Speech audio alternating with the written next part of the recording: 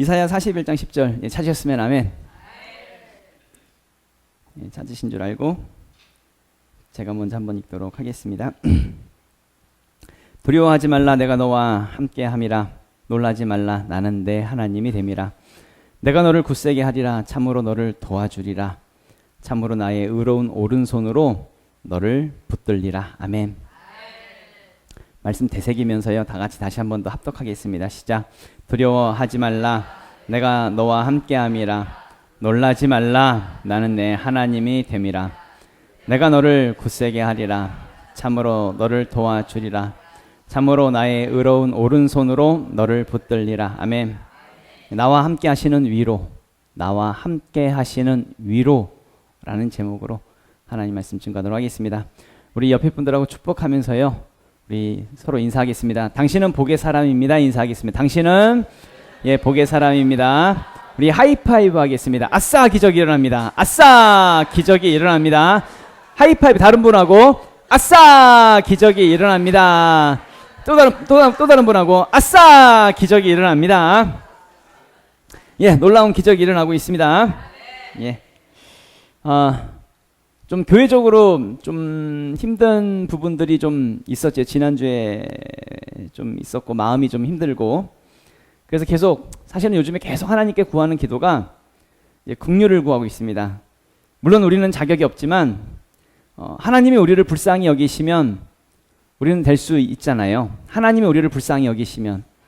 성경에 보면 예수님께서 많은 무리들을 불쌍히 여기셔서 기적을 일으키는 장면들이 곳곳에 있거든요.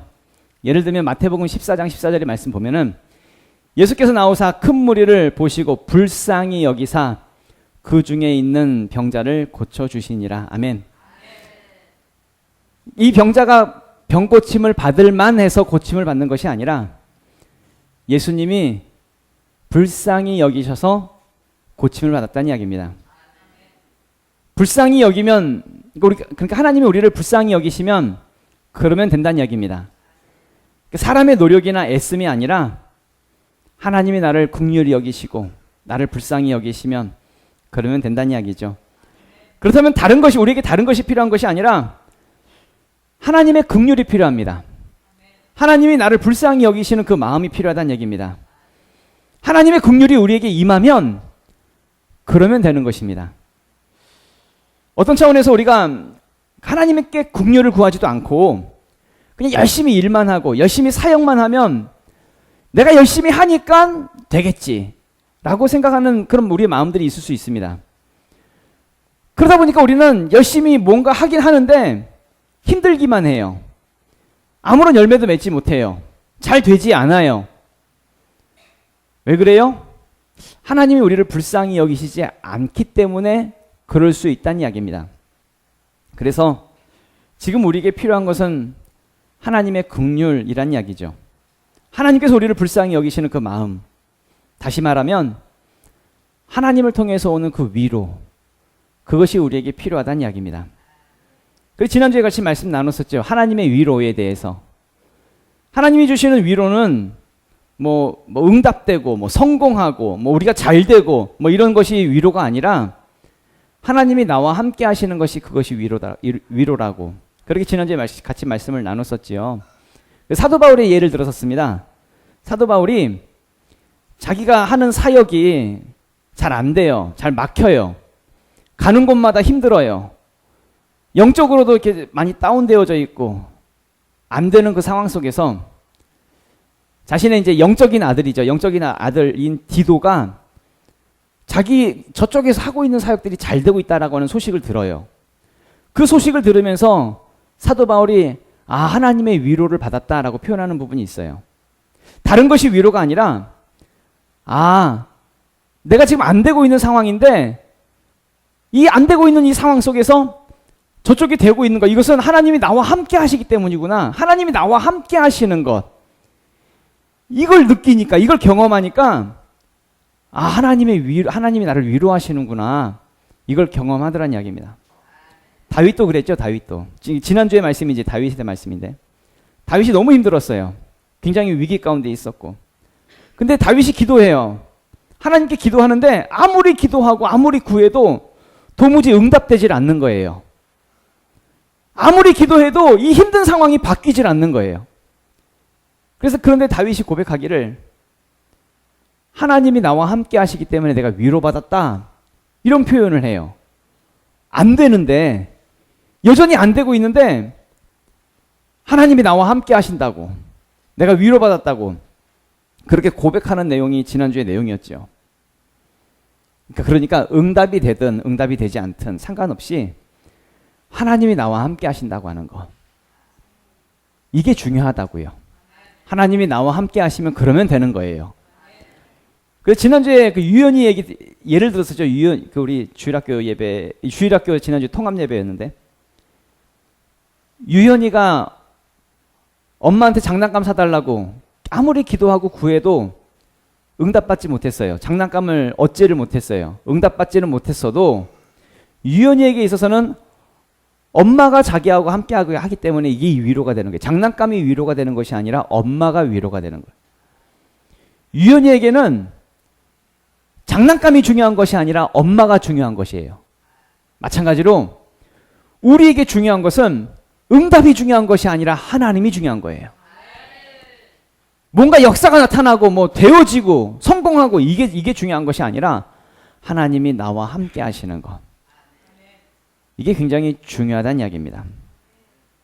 그래서 우리가 위로를 받는다고 한다면 무엇을 통해서 위로를 받을 수 있을까라고 할 때에 하나님이 나와 함께 하시는 것, 이걸 통해서 우리가 좀 위로를 받자라는 이야기입니다. 솔직히 어제 조금 위로를 받는 시간이 있긴 있었습니다. 제가 좀 주중에 조금 마음이 좀 힘들고 좀 약간 고민이 좀 있고 해서 좀 마음이 그러니까 생각이 좀 시끄러웠거든요. 복잡하고 시끄러웠는데, 근데 이제 그 한 성도 가정에서 좀 같이 식사를 하자고 해가지고 같이 식사하면 무슨 가까운 데서 먹을 줄 알았는데 또 대부도까지 뭐 좋은 데 내려가가지고 같이 식사를 했습니다. 그러면서 또 좋은 뭐 카페에도 가고 해가지고 보면서 이게 하나님이 또 이렇게 마음이 시끄러우니까 그런 거 좀 먹게 하시면서 좀 쉬게 하시고 위로를 좀 주시는구나, 뭐 이런 생각이 좀 들더라고요. 힐링이 좀 됐습니다. 좋은 거 바라보고 경치 바라보고 하니까 좀 힐링이 되더라고요. 이번 주가 지난주죠. 지난주가 휴가철 피크였던 것 같은데, 저는 뭐 특별히 휴가를 보내거나 그러진 않았는데 어제 좀 좋은 휴가를 보냈던, 식사하면서 좋은 시간을 가졌습니다. 여러분들 중에서 혹시 목사 밥 사주고 싶으신 분들은, 근데 진짜 그런 시간이 좋더라고요. 그래서 성도님들에게 밥 사달라고 해야 되겠다. 실제로 밥 먹고 싶어서 아니라, 그러니까 얻어먹고 싶어서 그런 것이 아니라, 이렇게 성도님이라고 이렇게 좋은 시간을 가지면, 그렇다고 해서 뭐 좋은 데 가십시다. 우리 좋은 데로 나를 좀 초대해 주십시오. 그래서 같이 좀 힐링의 시간을 가지면 참 좋겠다라는 생각을 어저께 좀 잠깐 하게 되었습니다. 아무튼 그거를 통해서 위로받았다는 이야기를 말씀드리는 것이고, 이제 다시 말씀드리면 하나님이 나와 함께 하시는 것, 다른 게 위로가 아니라 하나님이 나와 함께 하시는 것이, 그것이 위로인데, 그러면 우리가 하나님이 나와 함께 하시는 것을 우리가 어떻게 알 수 있을까요? 하나님이 우리 눈에 보이기라도 하면, 나와 함께 하시는지 아니면 멀리 계시는지 눈에 보이기라도 하면 그걸 알 수 있을 텐데, 눈에 보이지도 않는 하나님이 나와 함께 하신다라고 하는 것을 우리는 어떻게 알 수 있을까요? 그것은요, 믿음으로 아는 것입니다. 우리가 내가 하나님 앞에 거룩함을 가지면 하나님이 나와 함께 하시는 것을 우리는 자동적으로 알 수 있습니다. 많은 사람들이요, 교회를 다니고 예수를 믿다가도 실족하는 경우들이 있습니다. 왜 그럴까요? 하나님이 나와 함께 하시는 것을 경험하지 못했으니까. 그러니까 여전히 지금도 하나님이 나와 함께 하시지 않는 것 같으니까, 경험되지 못했으니까, 그러니까 실족하는 것이겠지요. 만약에 경험했다라고 한다면, 지금 나와 함께 하시는 것을 경험하고 있다고 한다면 실족할래야 실족하지 않을 텐데, 경험하지 못했으니까 실족하는 것이겠지요. 그럼 왜 경험하지 못했을까? 두 가지입니다. 성경에서는. 첫 번째로 죄 때문입니다. 죄로 인해서 하나님을 경험하지 못하는 것이죠. 우리 이사야 59장의 말씀 보면은 오직 너희 죄악이 너희와 너희 하나님 사이를 갈라놓았고 너희 죄가 그의 얼굴을 가리어서 너희에게서 듣지 않으시게 함이니라. 아멘. 거룩하신 하나님은 죄 있는 곳에 함께 하실 수가 없습니다. 우리에게 죄가 있다고 한다면 하나님은 우리와 함께 하실 수가 없다는 이야기입니다. 내 안에 죄가 더 크게 느껴진다고 한다면 하나님이 느껴지질 않는 것입니다. 하나님이 나와 함께 하시는 것을 느낄래야 느낄 수가 없는 것이죠. 하나님이 나와 함께 하시는 이 위로를 경험하길 원하신다고 한다면 빨리 회개해야 합니다. 돌이켜야 한다는 이야기입니다. 지난번에 말씀드렸죠? 회개라고 하는 것은 하나님 잘못했어요. 다신 안 그럴게요. 뭐 이런 게 회개 아니라고 말씀드렸습니다. 자기 연민이 아닙니다. 자기 위로하는 것도 아니고 자기 만족하는 것도 아니죠. 회개 기도하면서 자기 자신에게 나 회개했으니까 나 회개했어. 자기 자신에게 면죄부를 주는 게 아닙니다. 그거 회개 아닙니다. 진정한 회개는 하나님께로 정확하게 돌이키는 것입니다. 죄의 자리에서 완전히 벗어나서 그의 삶이 바뀌는 것이고 그의 생각과 말과 행동과 습관이 완전히 바뀌어지는 것을 말하는 것이죠. 쉽게 말하면 거룩한 생활, 거룩한 삶으로 완전히 변화되어지는 것을 말하는 것입니다. 하나님이 나와 함께 하시는 위로를 경험하시기 원하십니까? 그러면 죄에서 완전히 돌이켜야 한다는 이야기입니다. 그러면 하나님이 나와 함께 하시는 것을 느낄 수 있다는 이야기죠. 두 번째로 부모로부터 받은 상처가 있다고 한다면 하나님이 나와 함께 하시는 것을 경험하기가 조금 힘듭니다. 어렸을 때 예를 들면 부모로부터 충분한 사랑을 받은 사람은 지금 당장 부모님이 내 눈에 보이지 않아도 또 내가 원하는 대로 되지 않아도 비록 장난감을 사주지 않아도 부모님이 늘 언제나 나와 함께하고 있다라고 하는 그것을 압니다. 그 마음이 있습니다. 부모로부터 충분한 사랑, 왜냐하면 충분한 사랑을 받고 있기 때문에. 이미 그것을 경험했습니다. 어린 시절부터. 충분한 사랑을. 그러니까 부모로부터 충분한 사랑을 받은 사람은 비록 하나님이 눈에 보이지 않아도 하나님이 나와 함께하고 있다라고 하는 것을 자연스럽게 알게 되고 자연스럽게 믿을 수 있다는 이야기입니다. 왜냐하면 부모로부터 이미 경험했기 때문에. 그래서 그 믿음에 대해서는 흔들리지 않습니다. 그런데 반대로 말입니다. 반대로 부모로부터 충분한 사랑을 경험하지 못한 사람은, 그러니까 부정적인 경험이 더 많고 학대를 받거나 아니면 무관심하거나 방치된 어떤 그런 어린 시절을 보냈던 사람은 하나님에 대해서 좀 왜곡된 이미지가 많습니다. 하나님을 무서운 하나님, 막 징계하는 하나님, 이것 하지 말라고 저것 하지 말라고 죄를 지적하는 하나님, 때로는 학대하는 하나님, 그런 하나님으로 그 이미지가 왜곡될 수 있다는 이야기입니다.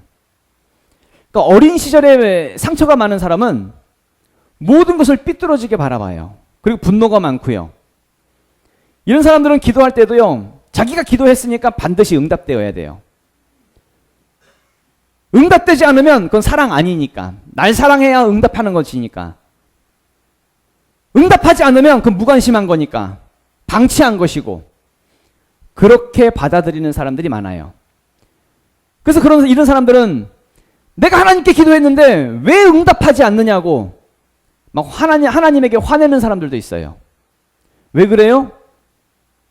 상처가 있으니까. 하나님에 대해서 왜곡되어져 있으니까. 근데 사실은 응답하지 않는다고 한다면 그게 하나님의 문제예요? 내 안에 상처의 문제예요? 내 안에 상처의 문제예요. 상처의 문제. 근데 자기 상처를 보진 않아요. 하나님의 문제로 보는 것이지. 많은 사람들이 분노하지요. 분노를 가지고 있고요. 분노를 가지고 또 살아가고 있습니다. 이런 사람들은 응답되면 하나님이 함께하는 것 같고 응답되지 않으면 하나님이 없는 것 같고 뭐 이렇게 이제 이런 느낌을 갖지요. 그러다 보니까 자기 안에 상처가 있으면 하나님의 위로를 잘 위로하시는, 하나님이 나와 함께 하시고 나를 위로하신다라고 하는 것을 잘 경험하기가 힘들더란 이야기입니다. 그래서 우리는 예수를 믿으면서 우리 교회에서는 뭘 해요? 엔카운터를 해요. 엔카운터를 통해서 예수님을 만나고 우리 안에 있는 죄와 상처가 치료되어지는 그런 과정들을 반드시 겪어야 합니다. 사실 예수를 믿는 사람들 성경에도 보면은 사도 바울도 예수님과의 엔카운터의 기간이 있었잖아요. 모든 사람들이 예수님과의 하나님을 만나는 그런 엔카운터의 시간을 갖습니다. 그를 통해서 내 안에 있는 죄의 문제가 사라져야 되고 내 안에 있는 이 상처의 문제가 사라질 때에 하나님이 나와 함께 하시는 이 위로를 경험하면서 살아가는 그 삶으로 변화될 수 있다는 이야기죠. 무슨 얘기예요? 다른 게 바뀌는 것이 아니라 내가 바뀌어야 돼. 내가 바뀌지 않으면 하나님이 나와 함께 하고 싶어도 함께 하실 수가 없다는 이야기입니다. 내가 바뀌지 않으면. 내가 바뀌지 않으면 내가 하나님이 나와 함께 하시는 것을 느낄 수도 없고 경험할 수도 없다는 이야기입니다. 그러니까 내 안에 있는 이 죄가 해결되어져야 하고 상처가 해결되어져야 하나님이 나와 함께 하시는 그 위로를 경험할 수 있다는 얘기죠. 그래서 이제 우리는 그 위로를 받기 위해서 거룩해져야 되는데 디모데전서 4장 4절에서 5절 말씀 보면은 하나님께서 지으신 모든 것이 선함에 감사함으로 받으면 버릴 것이 없나니 하나님의 말씀과 기도로 거룩하여 짐이라 라고 말씀하고 있습니다. 우리가 하나님 앞에서 거룩해지는 방법 두 가지가 있습니다. 뭐하고 뭐래요? 말씀과 기도로 거룩해진다라고 말씀하고 있습니다. 다시 말하면 하나님이 나와 함께 하시는, 나를 도와주시고 나와 함께 하시는 그 삶을 살기를 원하십니까? 그러면 말씀과 기도입니다. 첫 번째로 말씀입니다. 말씀이라고 할 때에 말씀대로 살란 이야기입니다. 말씀대로 행하란 이야기입니다. 성경 공부하라는 얘기가 아닙니다. 성경에 대한 그 지식을 쌓으라, 공부해라 그 이야기가 아닙니다. 말씀을 가지고 거룩해지라는 것입니다. 나의 삶을, 나의 생활을 말씀대로 바꾸란 이야기입니다. 그러니까 그동안에는 내 뜻대로 내가 원하는 대로 살았지만 이제부터는 말씀이 원하는 대로 삶을 바꾸란 이야기입니다. 그럴 때에 우리는 거룩해지는 것입니다. 두 번째로 기도입니다. 기도를 통해서 거룩해지는 것입니다. 우리는 기도할 때에 하나님을 경험할 수 있습니다. 응답으로 경험할 수 있고요. 기도할 때에 하나님께서 주시는 생각이 있습니다. 그 주시는 마음이 있습니다. 그 주시는 마음에 따라 마음을 경험할 수 있고요. 안 되는 상황 속에서도 우리가 기도할 때에 그 안 되는 상황 속에 하나님이 나와 함께 하시는구나, 기도를 통해서 그것을 느낄 수 있습니다. 또 우리 유연이 얘기를 종종 계속하고 있는데, 우리 유연이가 엄마하고 함께 있을 때에 유연이가 엄마하고 같이 있을 때에 유연이는 엄마하고 뭐 해요? 얘기하잖아요. 대화를 하잖아요. 엄마 이랬어 저랬어 막 이러면서. 그게 뭐예요? 기도잖아요. 기도. 실제로 유연이는요, 학교 끝나자마자 엄마한테 전화를 합니다. 태권도 가면서 전화합니다. 태권도 가면서 전화하고, 눈높이 가면서 전화하면서 이렇게 걸어가면서 전화하면서 가요. 대화를 하면서 갑니다. 왜요? 얘기하면서 대화하면서 가니까 엄마가 나와 함께 있다라고 하는 거, 전화를 통해서 엄마가 나와 함께 있다고 하는 거, 이것을 경험하면서 가는 것이니까, 느끼는 거니까. 기도를 다른 말로 뭐라 그래요? 영적인 대화. 우리가 하나님과의 영적인 대화를 하는 거, 그게 뭐예요? 기도잖아요. 기도. 우리가 기도를 한다라고 하는 것은 하나님이 나와 함께 하신다라고 하는 것에 대한 증거란 이야기입니다. 그러니까 기도할 때에 우리가 거룩해지는 것이죠. 기도할 때에 하나님이 나와 함께 하시는 것을 느낄 수 있는 것이죠. 하나님으로부터 오는 위로와 참된 평안과 하나님의 도우심을 경험하게 하는 것, 그게 뭐라고요? 기도란 이야기입니다. 그래서 우리에게는 말씀과 기도가 굉장히 중요하다는 이야기입니다. 말씀과 기도로 거룩해지는 것이고요. 하나님이 나와 함께 하시는 그 위로를 날마다 경험하게 하는 것이 바로 말씀과 기도란 이야기죠. 그런 차원에서 이제 오늘 본문 말씀입니다. 오늘 본문의 말씀 읽어보면, 두려워하지 말라, 내가 너와 함께함이라. 놀라지 말라, 나는 내 하나님이 됨이라. 내가 너를 굳세게 하리라. 참으로 너를 도와주리라. 참으로 나의 의로운 오른손으로 너를 붙들리라. 아멘. 사실 우리가 이 세상을 살아간다라고 하는 것이 참 만만치가 않습니다. 여러 가지로 어려운 부분들이 있을 수 있고요. 상황이 힘들고요. 환경이 힘듭니다. 잘 안 돼서도 힘듭니다. 좀 잘 됐으면 좋겠는데 잘 안 돼서 힘들고, 무엇보다 좀 마음을 무너뜨릴 만한 그런 일들이, 마음이 괴롭게 할 만한 그런 일들이 자꾸 생깁니다. 마음이 힘듭니다. 그럴 때 절대적으로 필요한 게 뭘까요? 절대적으로 필요한 거. 돈이 필요할까요? 아니면 옆에서 옆 사람이 와가지고 그냥 위로해 이런 말 한마디가 필요할까요? 다른 것이 필요한 것이 아니라 하나님이 나와 함께 하시는 이 위로가 필요하다는 얘기입니다. 왜냐하면 우리는 하나님의 형상대로 창조되었잖아요. 내 안에 영혼이 있잖아요. 영혼. 하나님의 형상이 있잖아요. 다른 것이 세상에 어떤 것이 와도 만족할 수가 없거든요. 채워지지가 않거든요. 뭘 해도 공허하고요. 하나님이 나와 함께 하시면, 나는 하나님의 형상이니까 하나님이 나와 함께 하시면 하나님으로 채워지는 것입니다. 하나님으로 만족함이 있는 것입니다.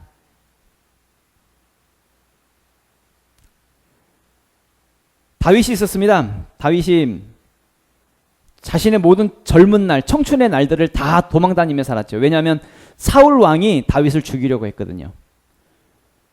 모든 젊은 시절을 도망다니며 살아서 비참하게 살았습니다. 여러 차례 죽을 고비도 당했고요. 그럴 때마다 다윗은요, 하나님을 향해서 하나님은 나의 반석이십니다. 하나님은 나의 요새이십니다. 하나님은 나의 피할 바위시요 방패시요 나의 산성이시요, 하나님을 향해서 선포하면서 고백합니다. 그 내용이 시편 18편의 내용이죠. 여호와는 나의 반석이시요 나의 요새시요 나를 건지시는 이시요 나의 하나님이시요 내가 그 안에 피할 나의 바위시요 나의 방패시요 나의 구원의 뿌리시요 나의 산성이시로다. 내가 찬송받으실 여호와께 아뢰리니 내 원수들에게서 구원을 얻으리로다. 아멘. 다윗은요, 아무리 위기 상황 속에 있는 그 환경 속에 있다 할지라도, 정말 죽을 것 같은 그런 상황 속에 있다 할지라도, 나는 괜찮아. 왜냐하면 하나님이 나의 산성이시니까, 하나님이 나의 반석이시니까, 하나님은 나의 하나님이시니까, 하나님은 나의 하나님. 다른 누구의 하나님이 아니라 하나님은 내 하나님이니까. 그러니까 아브라함에게는 아브라함의 하나님이었고, 이삭에게는 이삭의 하나님이었고, 야곱에게는 야곱의 하나님이었고, 다윗에게는 다윗의 하나님이었으니까. 그렇다고 한다면 우리에게 있어서는, 나에게 있어서는 누구의 하나님이 되어야 될까요? 나의 하나님이 되어야 나의 하나님. 그러면 괜찮은 겁니다. 막연한 어떤 신적 존재, 멀리 있는 어떤 신적 존재에 대한 종교적인 하나님, 그 하나님이 아니라 내 안에 찾아오시고 내 안에 역사하시고 나를 만나주시고 저가 내 안에 내가 저 안에 거하는 친밀한 관계로서의 그 하나님, 그 하나님이 나의 하나님이니까.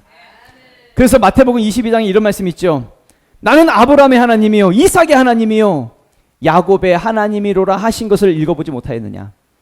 하나님은 죽은 자의 하나님이 아니요 살아있는 자의 하나님이시니라 하시니. 아멘. 쉽게 말하면 하나님이 나의 하나님이 되지 못하면 나는 영적으로 죽은 상태잖아요. 하나님은 영적으로 죽어있는 나와 함께 하실 수가 없는 겁니다. 왜냐하면 하나님은 죽은 자의 하나님이 아니니까. 하나님이 나의 하나님이 될 때에, 그러니까 방금 읽은 말씀에서 아브라함의 하나님, 이삭의 하나님, 야곱의 하나님이 됐던 것처럼 하나님이 나의 하나님이 될 때에 나는 영적으로 살아있는 자가 되는 것이죠. 그러면 하나님은 늘 언제나 나와 함께 하시는 것입니다. 왜요? 하나님은 살아있는 자의 하나님이니까. 그래서 살아있는 자의 하나님, 나의 하나님을 내 안에 모셔드리고 내 안에 영접하고 내 안에 함께 하시는 나의 하나님, 그 하나님이 될 때에 하나님은 나를 도우시고 나를 지키시고 나와 늘 언제나 함께 하신다라고 성경은 말씀하고 있는 것이죠.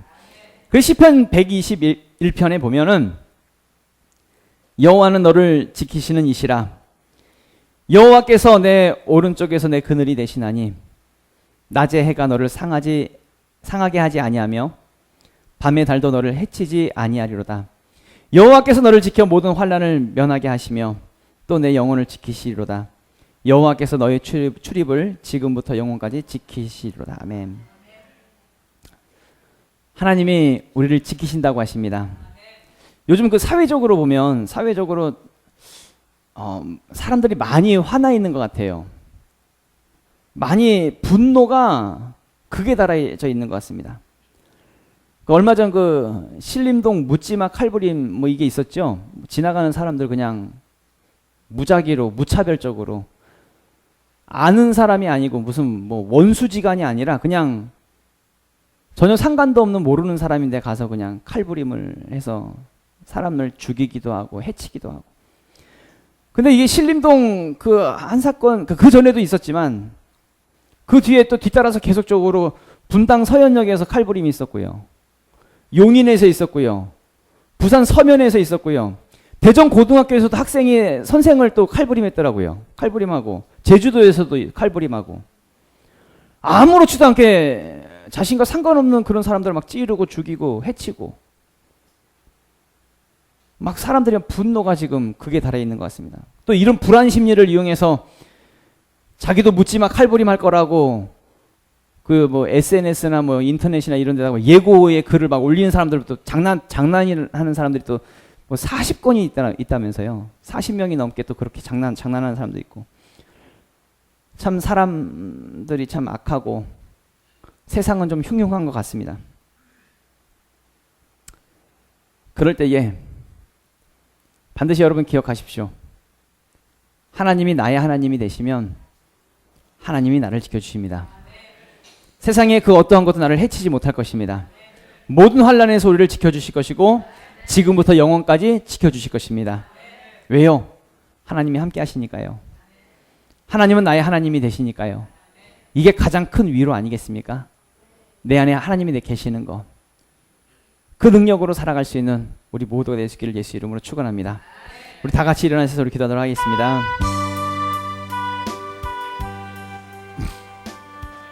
기도할 때에 우리 믿음으로 치유할 수 있길 원합니다. 다른 것이 아니라요. 하나님이 나와 함께 하시는 그 위로를 믿음으로 취할 수 있기를 원합니다. 담대하십시오. 세상에 지지 마십시오.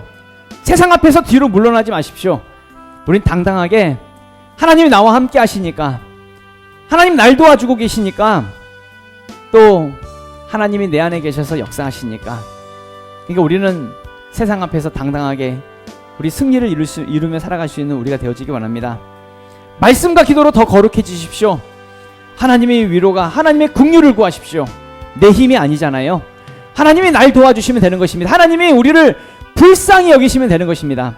하나님의 위로와 긍휼로 하나님 나를 세워주시고 도와주시옵소서. 우리 주여 한번 외치고 통성으로 기도하겠습니다.